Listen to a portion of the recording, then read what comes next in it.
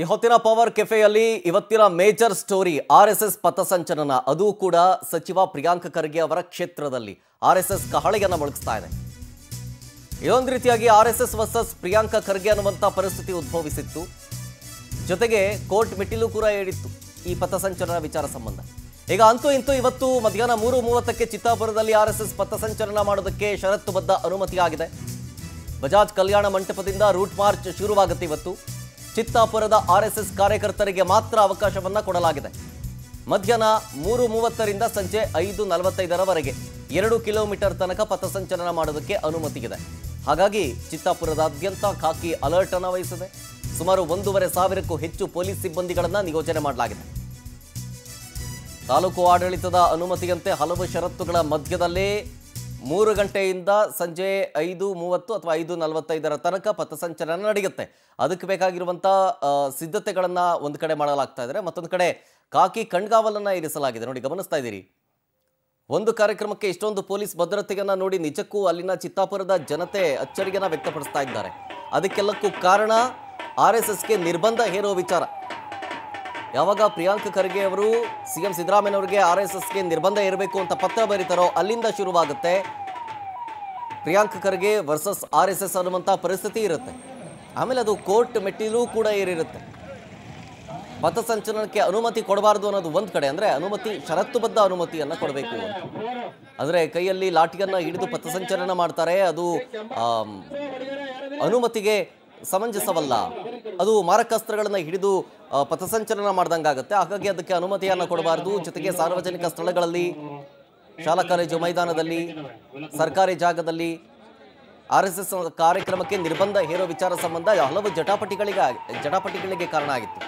ಈಗ 3:30ರಿಂದ 5:45 ತನಕ ಆರ್ಎಸ್ಎಸ್ ಪಥಸಂಚಲನ ಮಾಡೋದಕ್ಕೆ ಕಡೆಗೂ ಅನುಮತಿ ಕೊಟ್ಟಿದೆ.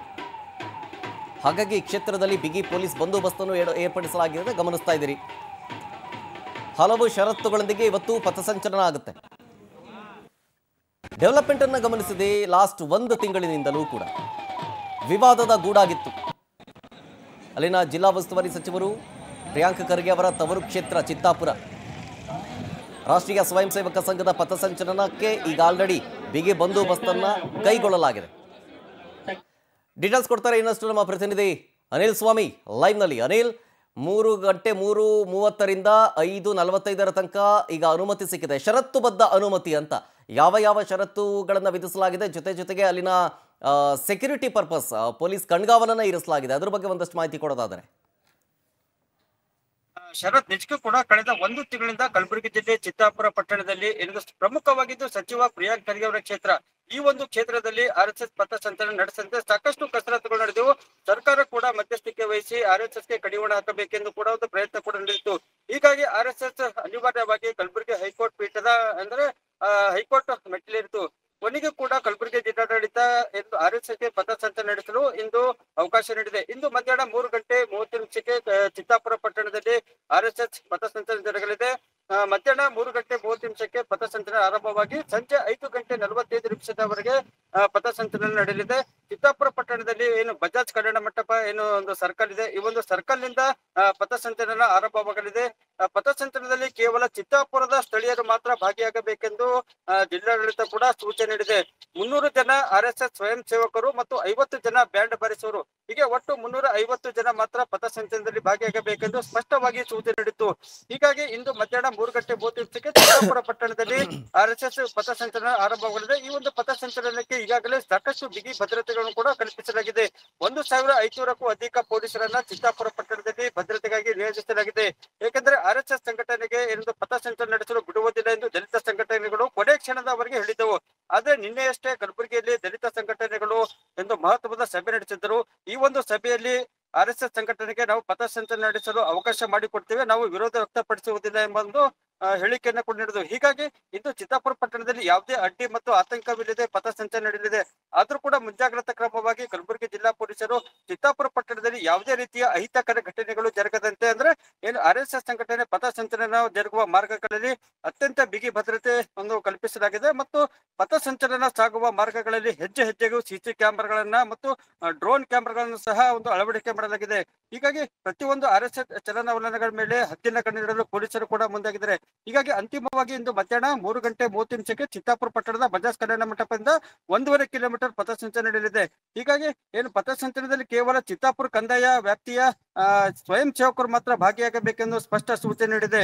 ಯಾವುದೇ ಕಾರಣಕ್ಕೂ ಹೈಕೋರ್ಟ್ ಎಂದು ನಿಬಂಧನೆಗಳು ಮತ್ತು ಮತ್ತೊಂದ್ ಕಡೆ ಅನಿಲ್ ಸ್ವಾಮಿ ಇನ್ನೊಂದೇನು ಗೊತ್ತಾ, ಈ RSS ಪಥಸಂಚಲನ ಮಾಡಬೇಕು ಅಂದ್ರೆ ನಾವು ಮಾಡ್ತೀವಿ ಅಂತ ಹೇಳಿ ಭೀಮ್ ಆರ್ಮಿ ಸೇರಿದಂತೆ ಇನ್ನಿತರ ಸಂಘಟನೆಗಳು ಕೂಡ ಆಕ್ಷೇಪವನ್ನ ವ್ಯಕ್ತಪಡಿಸಿದ್ರು. ನಾವು ಅದೇ ಟೈಮ್ಗೆ ಮಾಡ್ತೀವಿ ಅಂತ ಕೂತಿದ್ರು. ಈಗ ಅವರೆಲ್ಲ ಏನಾದ್ರು ಅಂತ. ಶರತ್, ನಿಜಕ್ಕೂ ಕೂಡ ಜಿಲ್ಲಾಡಳಿತ ಅಂತಿಮವಾಗಿ RSS ಸಂಘಟನೆಗೆ ಪಥಸಂಚಲನ ನಡೆಸಲು ಅವಕಾಶ ಕೊಟ್ಟಿದೆ. ಒಂದು ಕಡೆ ಈ ಒಂದು ಪ್ರಕರಣ ಕಲಬುರಗಿ ಹೈಕೋರ್ಟ್ ಮೆಟ್ಟಿಲೇರಿತ್ತು. ಹೀಗಾಗಿ ಕಲಬುರಗಿ ಹೈಕೋರ್ಟ್ ಕೂಡ ಜಿಲ್ಲಾಡಳಿತಕ್ಕೆ ನೀವು ಅಂದ್ರೆ ಒಪ್ಪಿಗೆ ಕೊಡಬೇಕು ಎಂಬ ಒಂದು ಮುನ್ಸೂಚನೆ ಕೂಡ ಕೊಟ್ಟಿತ್ತು. ಹೀಗಾಗಿ ಅನಿವಾರ್ಯವಾಗಿ ದಲಿತ ಸಂಘಟನೆಗಳು RSS ಪಥಸಂಚಲನಕ್ಕೆ ಅಡ್ಡಿಪಡಿಸದಿರಲು ನಿರ್ಧಾರ ಕೈಗೊಂಡಿದ್ದವು. ಹೀಗಾಗಿ ಅದರ ಬದಲಿಗೆ ನಾವು RSS ಪಥಸಂಚಲನ ನಡೆಸುತ್ತಿದೆ. ಇದಕ್ಕೆ ವಿರುದ್ಧವಾಗಿ ನವೆಂಬರ್ 26ರಂದು ಚಿತ್ತಾಪುರ ಪಟ್ಟಣದಲ್ಲಿ 10,000ಕ್ಕೂ ಅಧಿಕ ಜನರ ನೇತೃತ್ವದಲ್ಲಿ ಸಂವಿಧಾನ ಸಮರ್ಪಣಾ ದಿನವನ್ನು ಆಚರಣೆ ಮಾಡ್ತೀವಿ ಎಂಬ ಹೇಳಿಕೆಯನ್ನು ಕೊಟ್ಟಿದ್ದವು. ಹೀಗಾಗಿ ಇಂದು ಚಿತ್ತಾಪುರ ಪಟ್ಟಣದಲ್ಲಿ ಯಾವುದೇ ಅಡ್ಡಿ ಮತ್ತು ಆತಂಕ ಇಲ್ಲದೆ ಪಥಸಂಚಲನ ನಡೆಯಲಿದೆ ಅಂತ ಹೇಳಬಹುದು. Sharath. Okay, thank you Anil Swamy ಡೀಟೇಲ್ಸ್ಗಾಗಿ.